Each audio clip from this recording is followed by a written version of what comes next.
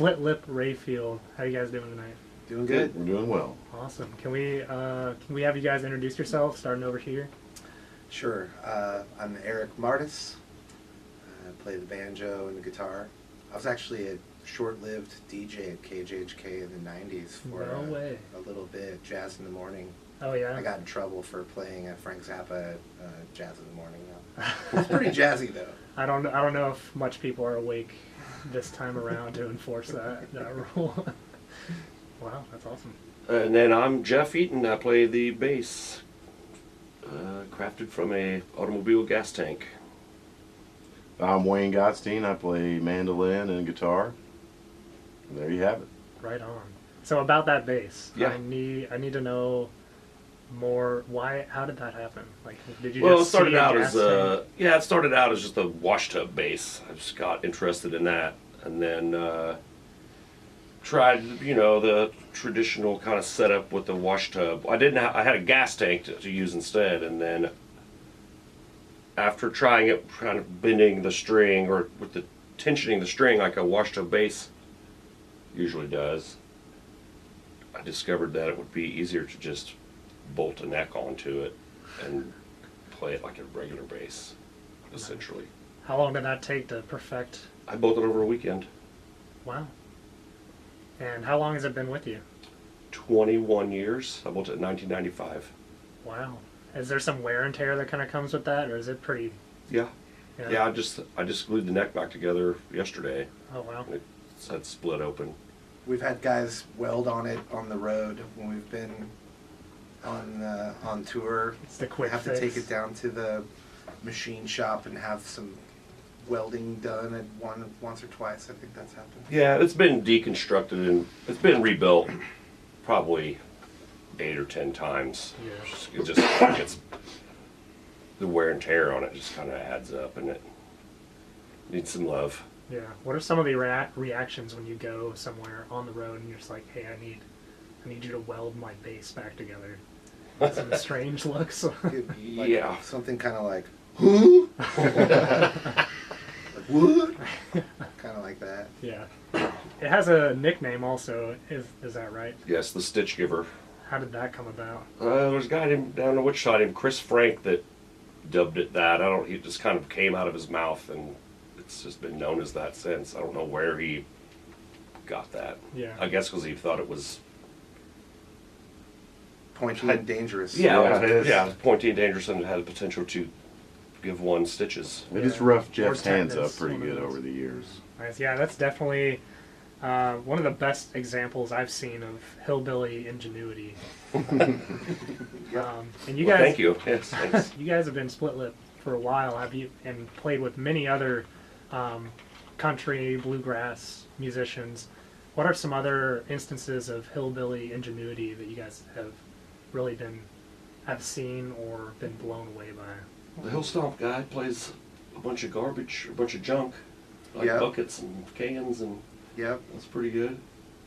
Yeah. So, I don't know if it was more hillbilly or more hippie, but there was those weird boogin hippies that had the biodiesel bus, and they would like go to Cracker Barrels to refuel out of the grease trap of Cracker Barrels. I don't know, I think Jeff's probably the most ingenious hillbilly that we've run into. Yeah. Nothing has, trumped his, excuse the use of the word, but nothing has trumped his hillbilly ingenuity. So yeah, you guys have been together. You've been for more than 20 years. Is that right?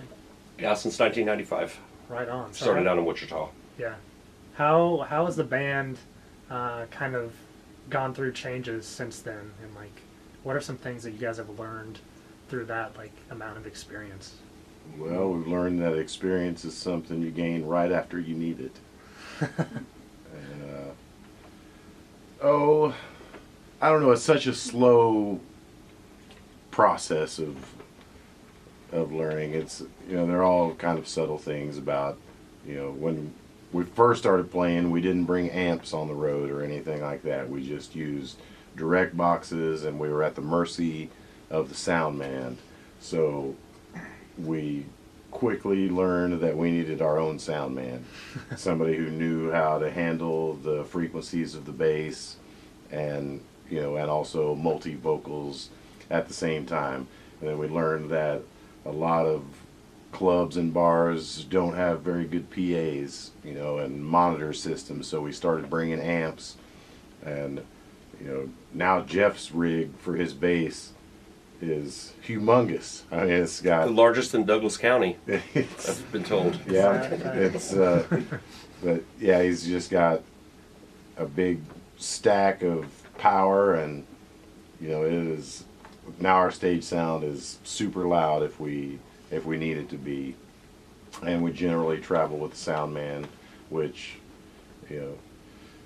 makes some things a lot easier, because when you roll up to a club and they see the Stitch Giver, some of them cringe, some of them don't know how to handle it, and it can be a long night of howls and warbly sounds, and it can The sound start crying. yeah, and the sound guy crying because he can't figure it out, and so that type of deal. We've definitely always been more playing rock clubs, like the bottleneck of whatever town we were in. We did a lot of touring with Reverend Horton Heat and other rock bands, and so we weren't playing for the bluegrass through most of our touring.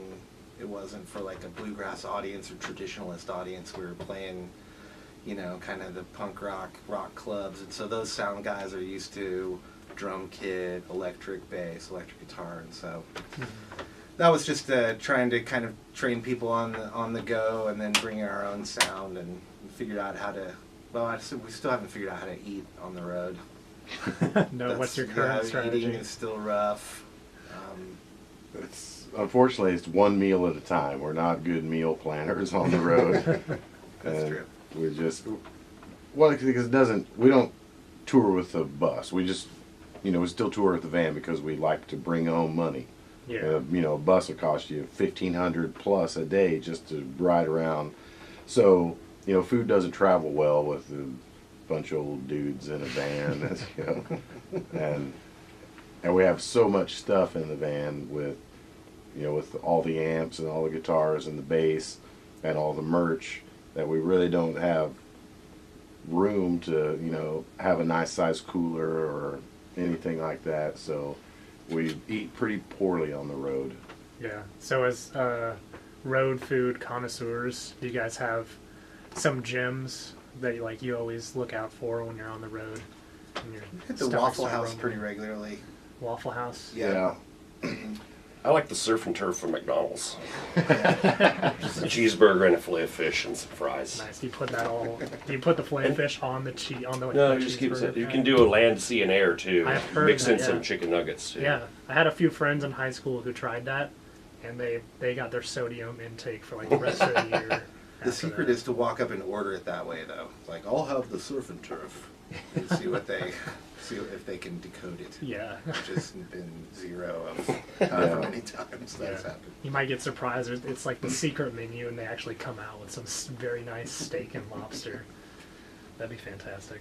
So, do you guys find when you do play for more bluegrass audiences, do you find the audiences are sometimes kind of surprised by the amount of energy that you guys bring into it, having some metal or harder rock influences? I think, I think there is some surprise, and we've always been pretty lucky with a wide fan base or appeal. It's from I used to say, from the blue-haired punk rocker to the blue-haired old lady.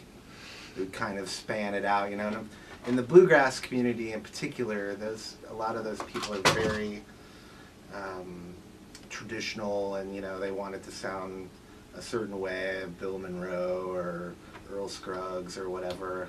Most of them are pretty open-minded, and we've had pretty good luck just doing what we do and not trying to, we're playing the traditional bluegrass festival, so we're gonna play all the we just do our thing, whatever it is, and usually it works out for the best, just because that's honest. And if we wanted to try to play a Bill Monroe set, it would be miserable anyway. So Yeah, I tried playing in a suit and tie once, and it did not work out at all.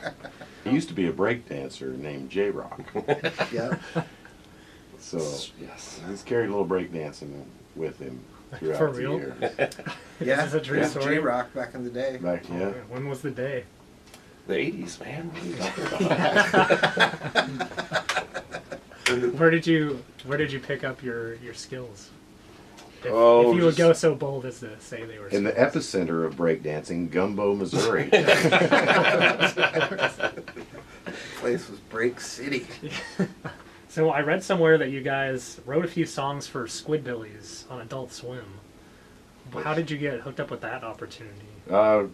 Cat named Barry Mills, who's been a friend of ours for a long time, and he used to work for the Cartoon Network. He did Space Ghost. He did Rudy and Go-Go show. And his friends were working on the Squidbillies, and they were listening to us, and he said, I can get you those guys, and just went like that. And a couple of the things that I wrote over a song over the phone with Dave Willis one day. We needed a 52-second song, and he gave me like 3 minutes worth of lyrics, and luckily we played quick, so we were able to craft that into a 52-second song. So that musical episode, I'm Al Qaeda in that basically. So and of course they always needed it in a super rush. It's not like they could never call even just a week ahead. It's always just like, we need this tomorrow. And so did a couple things, and it was pretty fun. Yeah. Were you guys a fan of Squidbillies? Have you watched it since then? A little bit. Yeah. After we did it, and the first one that we were on came out, and they sent us DVDs of the first season, and I was like, how did I not know about this? It's a lot. It felt like it was speaking right to me, some of it. But I think I've only seen like the first 2 seasons, maybe. Yeah. I didn't have cable or anything for a really long time, so. Yeah. So you guys seem pretty laid back, and I was wondering if you guys had a full day of absolutely nothing you had to do. What's your ideal method of relaxation? Jeff and I did a lot of fishing last year. I'm new to relaxation. I used to constantly work all the time and owned a restaurant at one point. So yeah, fishing is pretty good. I like riding my bike around and bicycle, but I'm going to investigate that more for relaxation. I guess I noodle around on guitar maybe a bit, read nerdy sci-fi books. That's about it. But if it was gonna be multo relaxo, it would be a nerdy sci-fi book and quiet. What are some of your favorite nerdy sci-fi books? I've started reading this guy named Patrick Rothfuss. He was kind of a D&D nerd that has turned into quite the author in the fantasy genre. I really like George R.R. Martin. Was pretty early on that, and we've actually got to meet him a couple of times when we played in Santa Fe. He's come out to our shows and been real nice and gave us some Faceless Man coins. Yeah, I have a friend who works in Kansas City, and he came for Comic-Con. He went and ate at his restaurant he worked at and tipped him in one of those coins. With the so I like Tad Williams a lot too, and I don't know. It pretty much, for a while I felt like Martin sort of ruined the genre for me because it was so good. This is like before the show, and I like the show too, but I feel like the show is totally just kind of a supplement to the books. It seems almost like fan fiction now, right?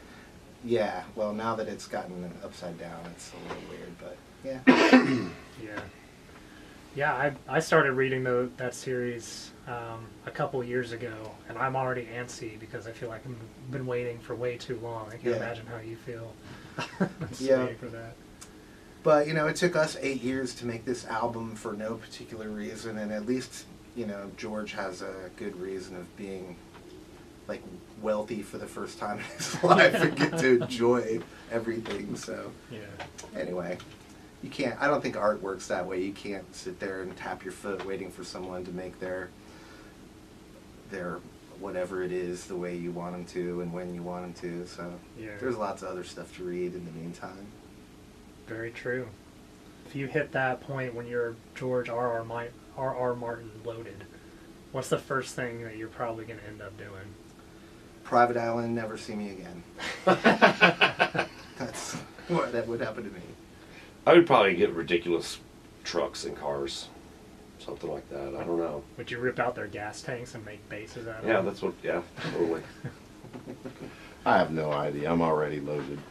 No, I'm not. I would probably just travel more. Probably sleep more. Oh, yeah. So your most recent album, is there sort of a story that tells? What does it really focus on, if there is a focus to it? It's just kind of all the songs I wrote have just been summed up the last 4 or 5 years of my life, and so Right on. It's gotten quite a bit of positive feedback from what I hear. yeah, I'm real happy with how the record turned out. We recorded it mostly in my house, and then a little bit on the road in a hotel in Durango, Colorado. But I really like the way it turned out. It's real organic. It's real, it's got a good live feel to it. I think we did a good job. Everybody did real well. Yeah. Why did you guys record some of it in the hotel? That seems fairly out of the blue. Well, we had the equipment with us, and we were doing a Colorado tour, and we were supposed to go up to somewhere. Some gig got canceled, and we had a couple of extra days off, so we just busted to Durango, which was where our next gig was going to be, and just set up and pretty much finished the rest of the tracks there. So last couple of years we've done a lot of festivals and a lot of weekend things like that, so we're always like coming home for 3 or 4 days and then going out for 3 or 4 days, and it was kind of hard to get a good recording schedule going on. And we'd come back and we'd set up at my house and get a couple of days worth of work in, and then we'd go play some festival somewhere or something like that. So we'd got to a point where the songs were close to being finished, and so we just packed up all the stuff and took it with us on the road, and it just worked out that Durango, Colorado was where we were able to finish it up. Yeah. A really seedy little motel in Durango called the Spanish Trails.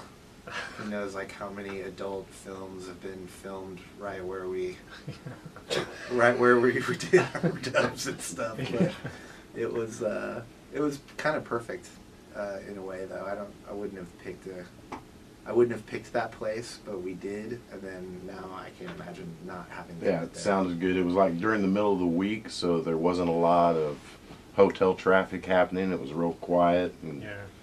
so it just worked out real well. We got a lot of delivery food going on. And, Well, thanks so much for coming in, guys. thanks for having us. Yes, thank you. This has been Split Lip Rayfield. Thanks for tuning in. Join us next week. Have a good one.